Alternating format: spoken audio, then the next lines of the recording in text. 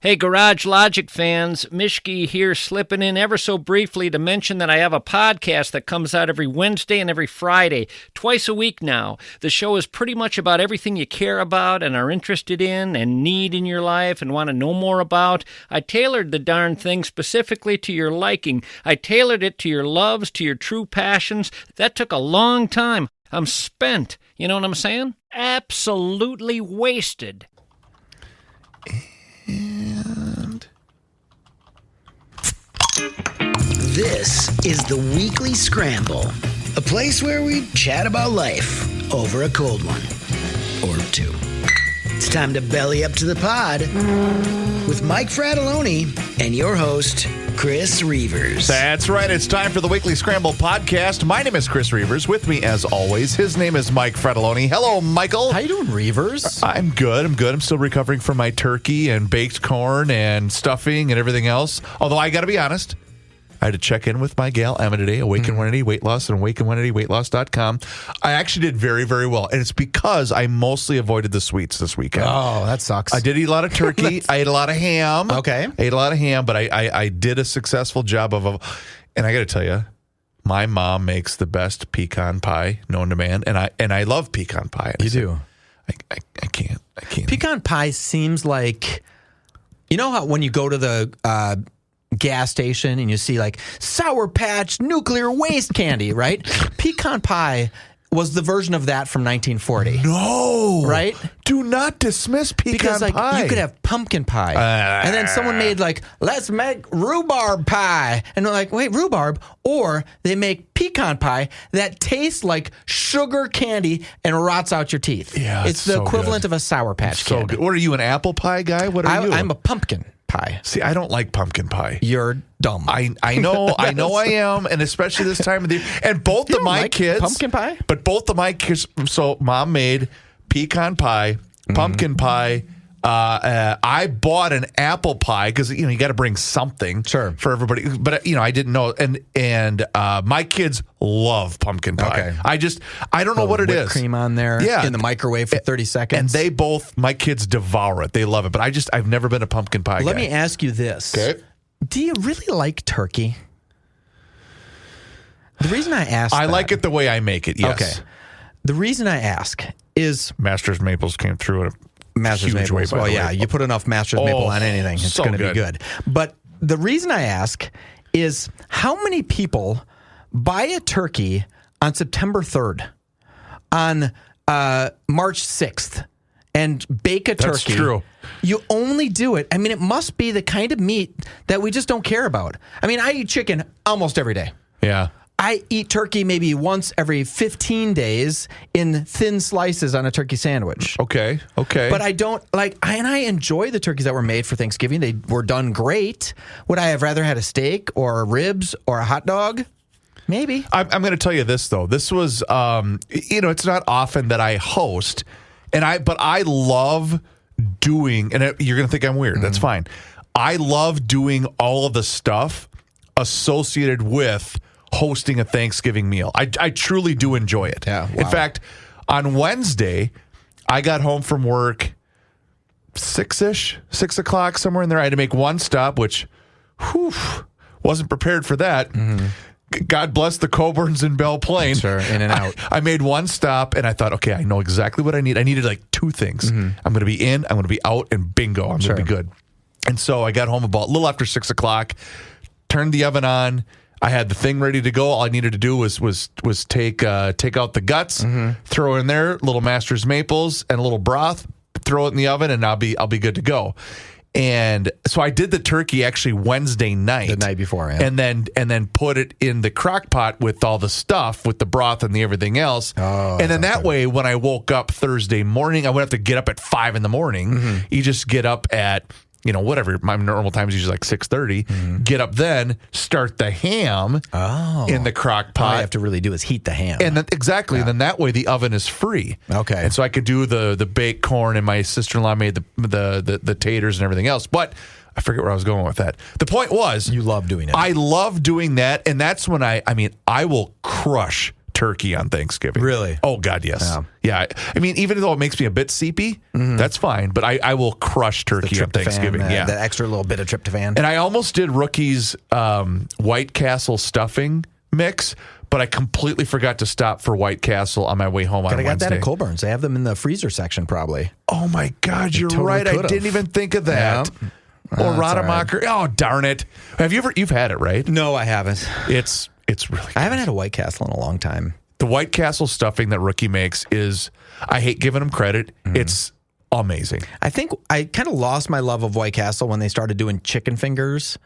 Like, you're White Castle. Right. Make 39-cent hamburgers that you instantaneously regret after you have 5 of them. Make White Castle great again. Right? I mean, don't. Why are you doing? I like their onion rings, though. Yeah. I have to say that. Okay, so let me ask you this, because you brought 2 very intriguing stories to the table. Which one would you like to start with? Do you want to start with Batman, or do you want to start with the City of Shakopee? Let me start with the Batman one, because it's not really a story. I just find it was a study that was done, and I find it absolutely fascinating what weird creatures people are. Okay, it's called the Batman effect.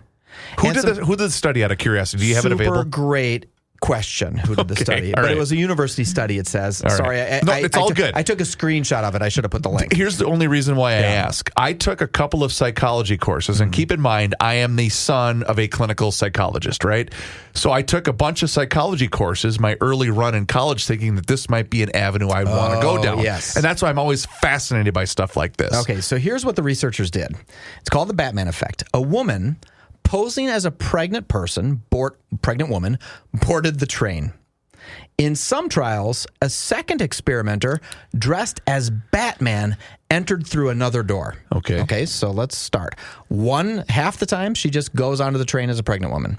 The other half, she goes onto the train as a pregnant woman, and through another door into that same train, Batman, a man dressed as Batman, walks in. All right. Here's the interesting part.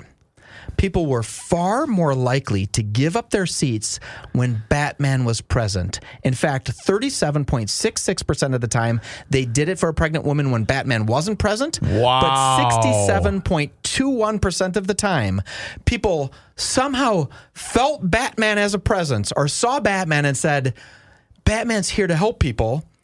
I need to get off my ass and give this pregnant woman my seat. Yep. How interesting is that? Isn't it the same type of chemical mindset that you get when, let's just say, you're driving down 169. I've been picking on 169 a lot. It's because I take that road every single day.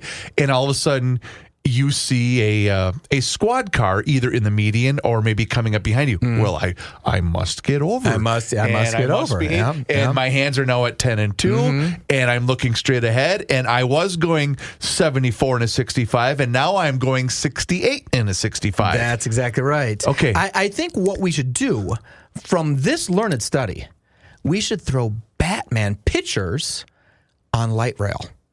We don't even need to have men dressed as Batman. Would it work? It might. What if it did? What if it lowered crime by 4%? A poster of Batman might just be enough. I got it. Yeah. Even better. Yes. A life-size statue of Batman on every cart. train. I don't. Honest to God, there's things. I'm sure you've heard this study. So there was another study that this business did. It was a very famous hotel.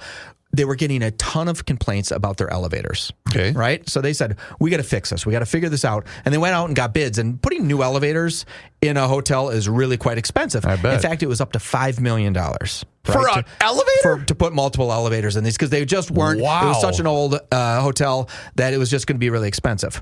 And they said, well, let's try to do something else, right? And this was the number one complaint about the hotel. You know what they did, Reuvers? Talk to me. They put all of the walls by the elevators, they filled them with mirrors. So all of a sudden, instead of someone waiting for the elevator, they stared at themselves in the mirror. And the complaints went from the number one complaint thing to almost zero complaints. And all they didn't fix the elevators. They didn't change one thing. They didn't spend $5 million. They just put mirrors up.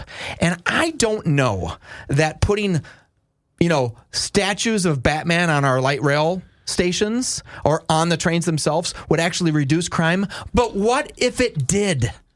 What if it reduced crime by 3%? That would be pretty damn impressive. Okay, I've got to find it. I cannot believe you mentioned the mirror part of the elevator in the hotel. So I'm trying to find the name of it because it was such a really cool and unique. I'll find the name of it here in a second.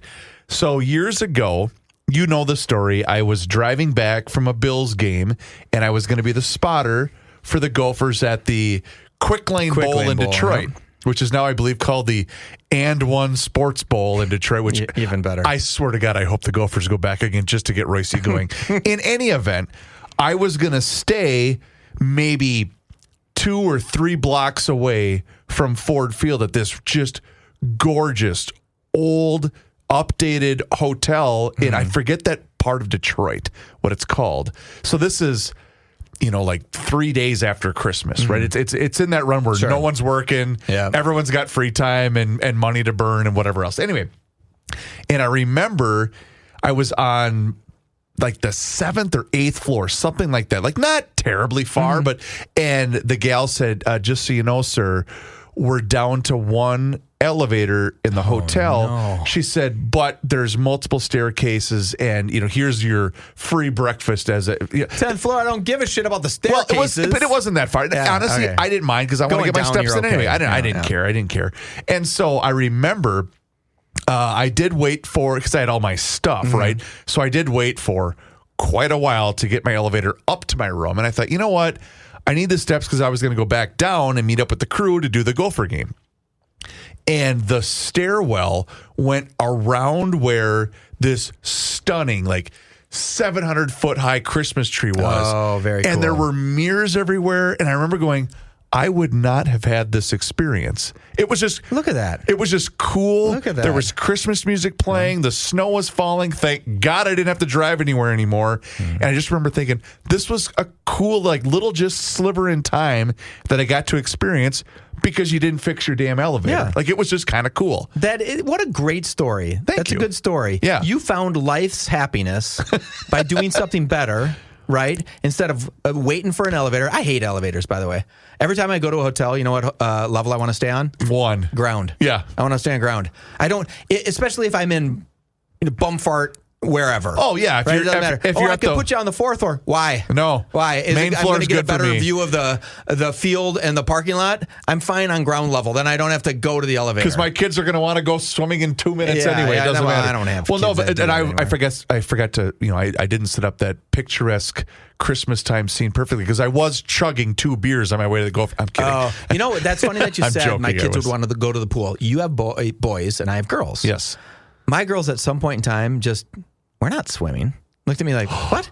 You think I'm going to get my hair wet? It changed. I think boys would do it like pretty much all their lives. They'd go, you want to go for a hot tub? Don't tell me that is going to, the second that time comes, it's going to break my heart. There's a trend on TikTok right now that you're going to love. Your wife's going to really love it. It's going to break her.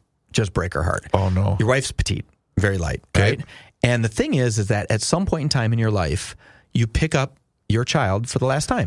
I saw this. And moms are going up to their 17-year-old sons that weigh 100. You're not done yet. and they're telling the story, and then they try to hold their kids again. I had to do this with my now 11-year-old son a couple of days ago. He's been a little under the weather, and I had to carry him upstairs. And this kid, he's 100-pounder is at least. a brick outhouse, right? And I went, dear God, I remember when this used to be a lot easier because he's not overweight. He's just a thick big kid. you know. Yeah. And I remember going, oh my God, I'm going to throw up my back carrying my kid. Do you remember when you hit 100 pounds?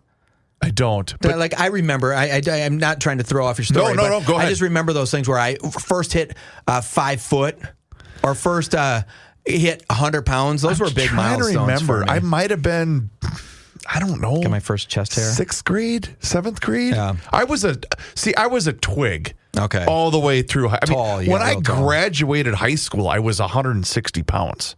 That's at 6'4". And I was 6'3". Yeah, But I think I was 160, 170 when I graduated that's what I high weigh school. now, by the way. Yeah. Oh, thanks. That's No, humble brag. 4 pounds more than the weight I graduated from. But the thing I thought you were going to bring up was there was a TikTok video that I only saw on Twitter because I don't TikTok because I'm not a 15-year-old girl. But it was it goes faster than you know.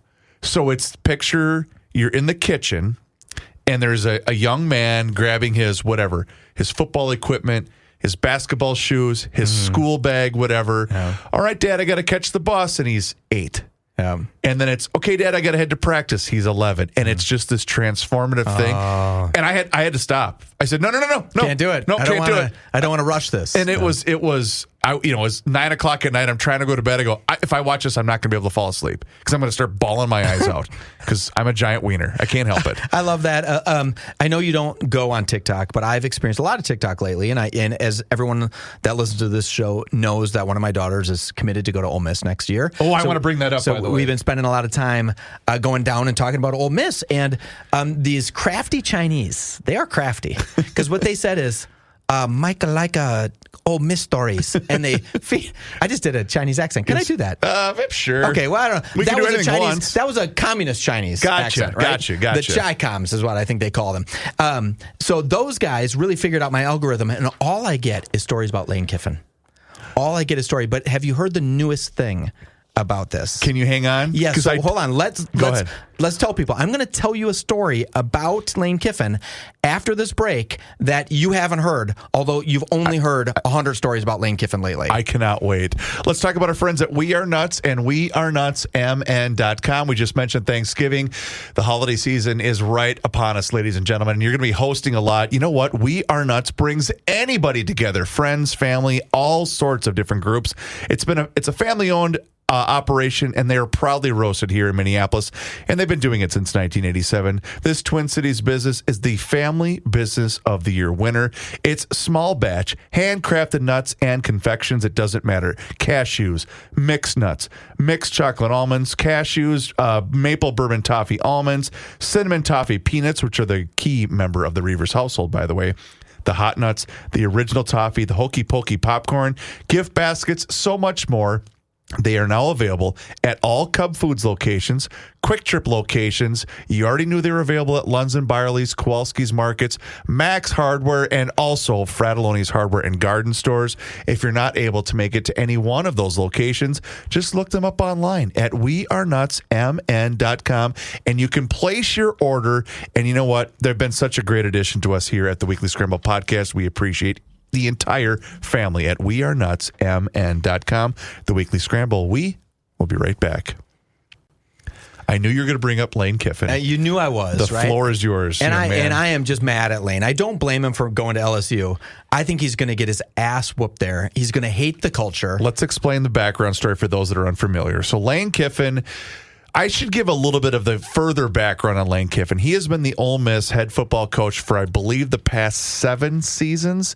It was kind of a redemption story. So he was the young, hotshot coach 20-some years ago that was named the head coach of the then Oakland Raiders when he was 31 years old. Mm-hmm. Bloomington Jefferson High School graduate. His dad, Monty, was a longtime Vikings defensive coordinator. And he was this big up-and-coming hotshot coach. Got fired from the Raiders, took the job at Tennessee for a year, left them to go to South California, USC, coached them for a couple of years, got fired from that job, then became the Alabama offensive coordinator. Nick Saban fired him before the national championship game because he was sniffing around a different job at FAU, which Johnny, that's one of the greatest GL moments ever because Johnny Height called it FU. Okay. I said, nope, you're missing a letter there, Johnny. Florida Atlantic University, not Florida University. And then did a great job there, got hired at Ole Miss, and really reestablished himself as being kind of now he's stable. He went through a bitter divorce. Stopped drinking. He quit drinking. He took up yoga with his family. He and his wife reconciled. Kind of.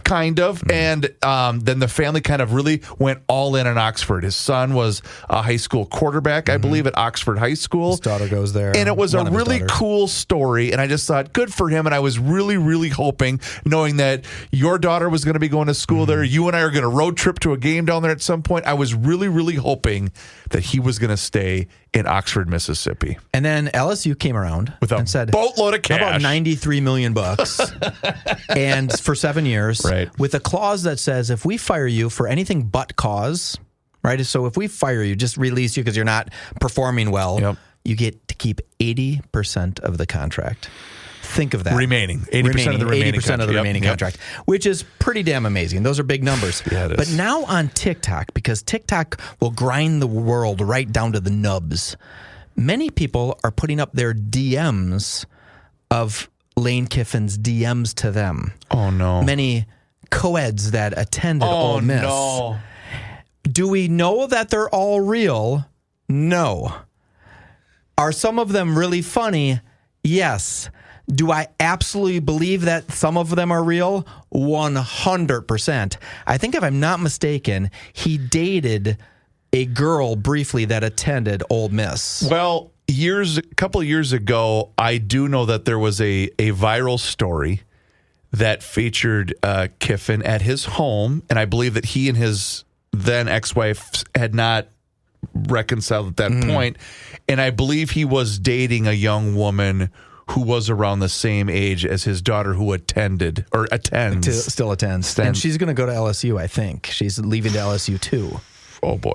So I did hear some prognosticator on ESPN said, if you're thinking about sending your young man to LSU to play for Lane Kiffin, don't believe one word he says. Right. Because every single thing he says is a lie. He's trying to get you there so he can build a championship team, right? I get it.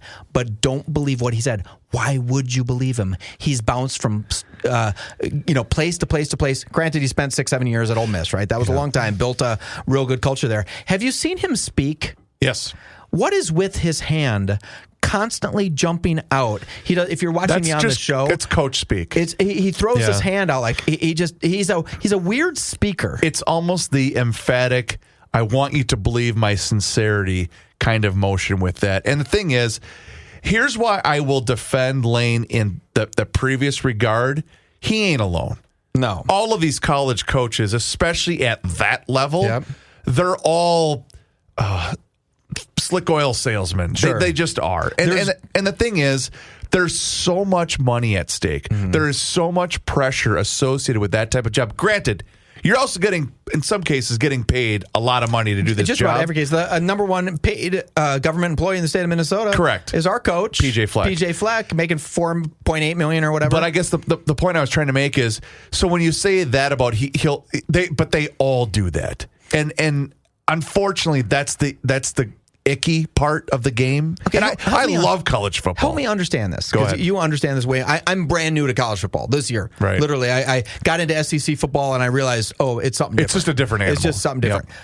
Why do they allow coaches to leave before the season's over? Yep. Why does the portal open before the final games are played?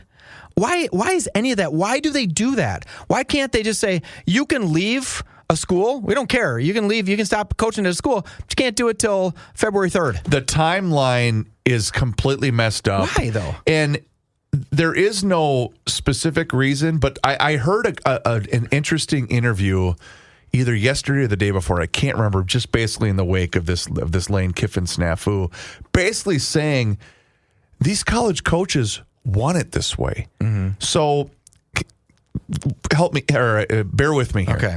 So Penn State fired their coach a month or two ago, James Franklin. Mm-hmm. They gave him $48 million to walk away. To leave. Yeah. LSU followed suit, fired million, Brian Kelly, $54 million to walk away. Mm-hmm. Then what happens? Some of these other coaches, the Indiana coach, who's currently second in the country, Kurt Cignetti, they said, well, we can't lose this guy. They re-upped him for $92 million. That's what it is. These coaches don't want this to be fixed. Sure. They love this. They love it. Okay. Why? Because it creates inherent demand for their services. Sure. If they did it and waited until whatever, well, these schools are going to say, well, Mike, there are two teams that are going to face off. I don't remember if it's Friday or Saturday. Tulane is going to play North Texas, right? Two schools that have had phenomenal seasons. And the coaching staff has gone on both. And both of them are fighting for that 12th spot in the newly anointed college football playoff. Both of those coaches have already taken other jobs. Think of that. That have paid them A ton more money. Wow. Okay, that explains it. Thank you. Explain that for me. Yep. It's very interesting. I know the governor of Louisiana is pissed off that they paid the leaving coach $54 million. Yep. He's like, what are we doing? Yep. We'll never make that mistake again. And then they sign Lane Kiffin to a much more egregious contract potentially. And I think what changed that governor's tune is there had to have been, because there's so much money down there with college football. And there's so much talent in that. You wouldn't think it, because Louisiana is not that big of a state. There is more talent. Someone said this to me, or said this online. There's more talent in a 300-mile radius of Baton Rouge, Louisiana, than there is basically in the entire Midwest. Oh, really? Oh, it's not even close. And, LSU is a huge school for track and field, too. And so many of those track and field athletes migrate to football. So you're like, oh, you can run a 3.8 40? Let's hand you a ball once and see what you can do, right? Well, you know who Odell Beckham Jr. is, right? I, of course, do. So his father was an offensive lineman for LSU. His mom was a track star at LSU. And someone said, that kid hit the genetic jackpot. And he did. And he did. And he literally blew did. his career because he couldn't stay out of trouble. I'm excited to see what will happen. I know Lane said, whatever you do when we are negotiating this new LSU contract, don't even tell me the number. I don't want to know the number. What I want to know is the NIL money that I'm going to get. And supposedly they added $25 million a year annually for him to go out and get players, and he's stealing 10 or 12 players from Ole Miss. And I guess the part for me, because, just because of you and your family, I've now kind of grown akin to Ole Miss. Sure. And I thought it was a cool story. And I just thought, and again, I'm different, and money changes everybody. I get all that. That's fine. But I was thinking, okay, when you're a guy like him, when you're a guy like Lane Kiffin, you have you can get the job at LSU and become the next guy that wins a national championship, right? Yeah, okay, which would be great. They've been a successful program. They've won a bunch of national titles, and of course, that's a big deal to you personally. Great. Or you could be the guy that has the stadium at Ole Miss named after you. Exactly. And you're in literally Oxford. be at Ole Miss for 30 or 40 years. And you will have streets named after you. You'll have a legacy fund named. You will be the identity of a program. You could potentially have children that you had with these sorority girls go to LSU 20 years from now. Think of that, Reuvers. They also when you're still there coaching. Another thing that this is all from TikTok. This is all I've learned from TikTok. Another thing that I find funny is really that hot yoga place that he went to every morning. Yeah. They're 100% whipping him under the bus, saying he was this guy there like, oh, we're all supposed to be in child's pose at the end, and he's doing jumping jacks in the back, like just not following the class at all, and just really they're throwing him under the bus for his hot yoga. Wow. Never trust a guy who posts pictures on Instagram after hot yoga shirtless when you're above 25.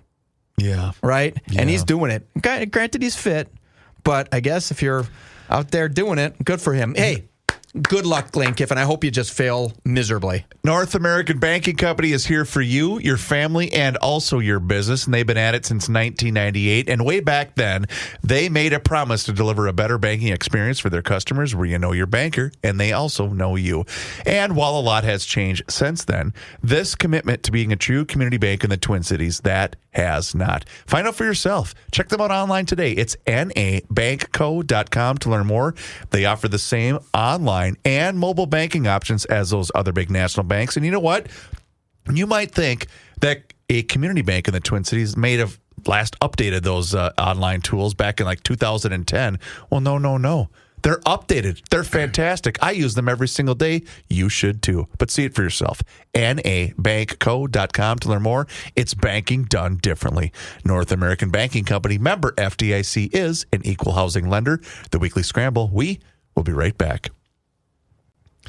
Let's switch from Lane Kiffin to the city of Shakopee. Oh, you want to do that story? Well, you brought this up, and I found it really interesting. You know, I was, again, on social media, and I was watching some social media about Shakopee and how they allow alcohol consumption through their walking and designated social districts area between 1st and 2nd and Canterbury Park. And I thought, wait, What? So I didn't know there was any place in Minnesota. In fact, I think there's a couple of cities, but Shakopee is one of them. And I don't know if you remember this. Mankato could be the other. I think actually maybe in Mankato, just no one gives a shit, and they're just doing that. it. I think you nailed it. Yeah. Sorry, go ahead. So when we had the new mayor Her, hashtag Front Street Mankato. Right? Sorry, the new mayor Her in St. Paul. I was trying to give through telepathy Mayor Her, the idea that we should allow West 7th Street to be a walk-around social district where you buy a certain cup, right? The way it works in Shakopee is you go to one of these 12 bars and you can buy a cup for an extra 50 cents, and that cup allows you to walk out the door with it and go to a different bar. And so you can bring your Bud Light from one place to the next place and get another Bud Light. And I don't know why this idea doesn't resonate with the mayor, other than the fact that I haven't told her yet. Okay. Because it's through telepathy. Can I ask you, I don't recall if I asked you the origination of this, but did this stem from you seeing like the Nashville Predators arena? It stemmed, I'll tell you. Okay. Omaha, Nebraska. Oh, yeah. They you have did say that, a yes. little tiny area in Omaha, Nebraska that kicks the total crap out of what Minneapolis and St. Paul has. That's right, because we did have an extensive conversation, because I was just in Omaha, when was that, 2 months ago?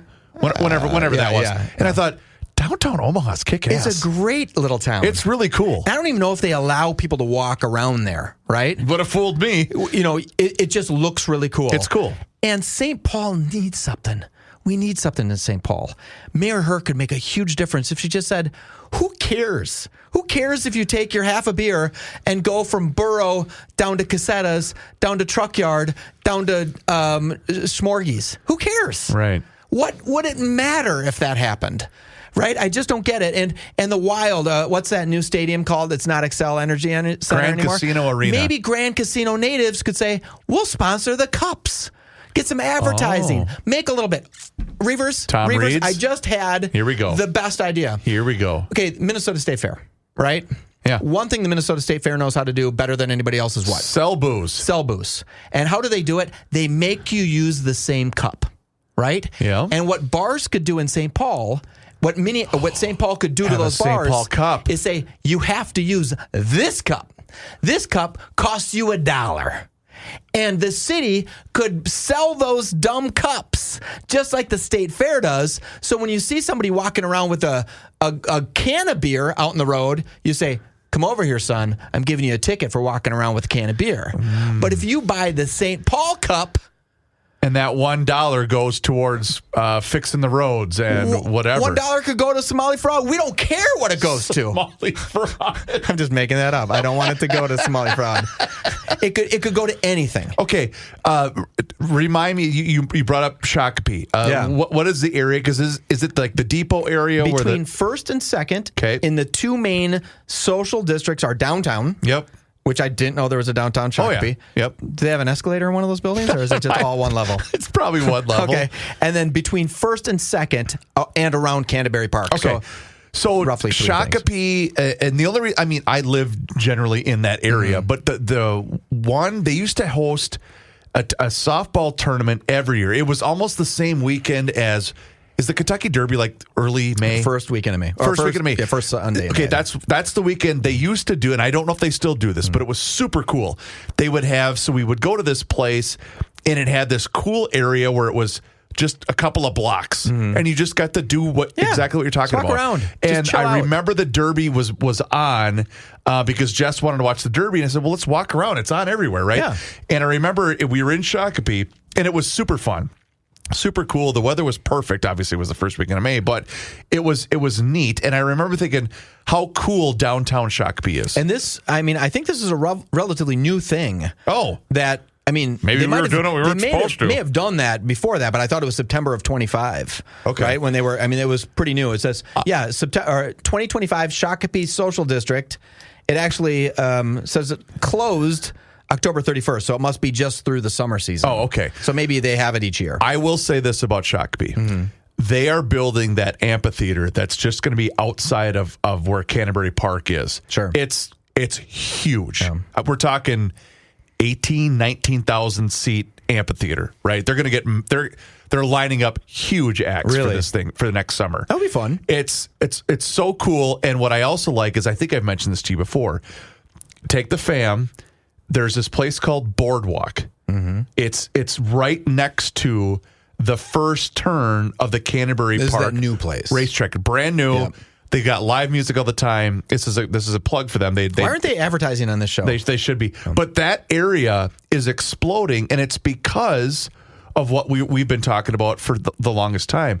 Places that were downtown forever, they're finding it so hard to A, get people to come there, but B, to just operate a business like that in Hennepin County and mostly the city of Minneapolis. It's become damn near impossible to do that. So they're going out to the suburbs. Yeah. And that's what's happening. You, right?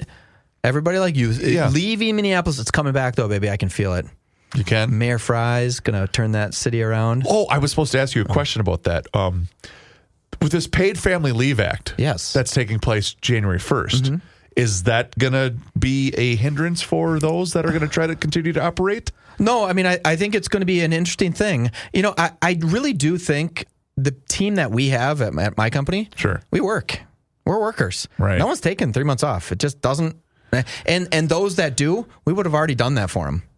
Right? If you have a medical emergency, we're supporting people. Or a family. Right. We're doing that. Or a family dynamic that needed it. I don't know if we did that. If I haven't read our employee handbook, right? I'm going to tell you I didn't write it. I haven't read it. But I think we probably did stuff like that. It's so funny that you say that, because Joe brought this up maybe a month ago or so. Like, oh, that's right. This is starting. He goes, well, blah, blah, blah. I go, Joe, Hubbard already does that for us. Yeah. A lot of big companies does. The only difference is now every single employee's 1% of their wage is going to that. Right. Right. So everyone's going to make 1% less. Right. So and if you're a 58-year-old guy who's not going to have kids, but doesn't mean you couldn't have a medical illness. Or a family member that does. Or a family member. A brother that you're taking care of, a sister that you're looking after. And we have the compassion that we would take care of that person anyways. Right. Well, okay, so you and I will not have a date night in Shakopee. Is that what you're saying? You know, after I went to the Jordan Mini-Met, and I realized there was more things than Mendota Heights, a little bit of St. Paul, maybe across the river every once in a while. I need to get out to these cool places. Once they start racing at Canterbury again, we are 100% taking the families to go to Boardwalk to watch a race. I love that. I told you the last time I was there, a horse died. Right when it was coming down, the leg just exploded. The horse just tumbled. My daughters were bawling their eyes out. No. I said, honey, when men take animals and hop on their backs and pump them with stuff and make them run as fast as they possibly can, every once in a while they break their legs. And then you just and they ran like out on the thing, put this big curtain up.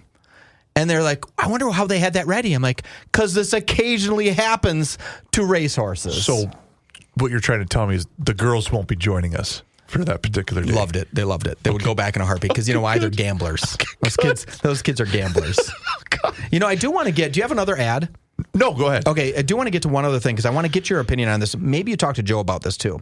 On the award-winning. Has it won some awards? Award-nominated. Numerous award-nominated. Right. Not the Weekly Scramble. It's called the Garage Logic Podcast. Yes, sir. We're the sister podcast. Have you guys talked about that boat that was coming out of Trinidad and Tobago? It came up during Johnny Heights News, and questions were asked about the ethics involved and the tactical response that followed. But go ahead, the floor is yours. Well, you know, from what I understand is they bombed this boat, and then it appeared that a couple of people were remaining holding onto the side of the boat, and then we decided to finish the bombing of the boat. Right.